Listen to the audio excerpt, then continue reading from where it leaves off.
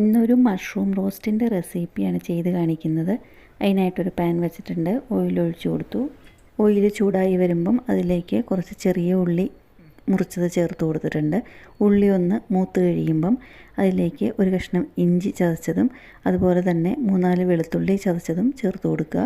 ഇതെല്ലാം പച്ചമണം പോകുന്നവരേക്കൊന്ന് മിക്സ് ചെയ്യണം. കൂടെ കുറച്ച് കറിവേപ്പിലൂടെ ചേർത്തിട്ട് വേണം മിക്സ് ചെയ്യാനായിട്ട്.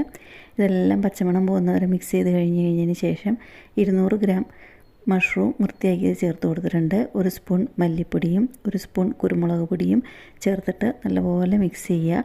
അതിനുശേഷം അതിലേക്ക് ആവശ്യത്തിനുള്ള ഉപ്പ് ചേർത്ത് കൊടുക്കണം. അതിനുശേഷം അതൊന്ന് അടച്ച് വെച്ചിട്ട് വേവിക്കുക. വെള്ളം തനിയേ ഉണ്ടായി വരും.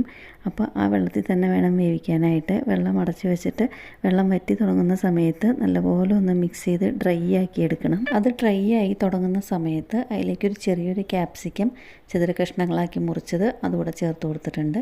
ഈ ക്യാപ്സിക്കം അതിൽ ചേർന്നിട്ട് നല്ലപോലെ ഒന്ന് വഴന്ന് കിട്ടണം. കുറച്ച് സമയം 2 മിനിറ്റ് അടച്ച് വെച്ചാൽ മാത്രം മതി. ക്യാപ്സിക്കം പെട്ടെന്ന് വെന്ത് കിട്ടും. ഇപ്പോൾ അതാ ക്യാപ്സിക്കം കൂടി നല്ലപോലെ വെന്ത് കിട്ടിയിട്ടുണ്ട്. നല്ല ടേസ്റ്റി ആയിട്ടുള്ള മഷ്റൂം റോസ്റ്റ് റെഡി ആയിട്ടുണ്ട്. ചപ്പാത്തിക്ക് കൂട്ടാൻ പറ്റിയതാണ്. കൂടുതൽ റെസിപ്പിക്കായിട്ട് ഒന്ന് ഫോളോ ചെയ്യണേ.